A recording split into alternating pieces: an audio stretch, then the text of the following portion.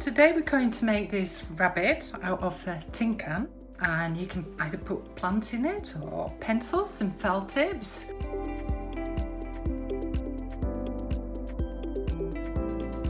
An empty tin can, glue, a ruler, either paint or pencils or felt tips, a pair of scissors, some white paper and maybe some card to make it a little bit more sturdy, to cut on board for the tail, and if you have it, maybe some of these little eyes, but don't worry if you don't have them, you can draw them.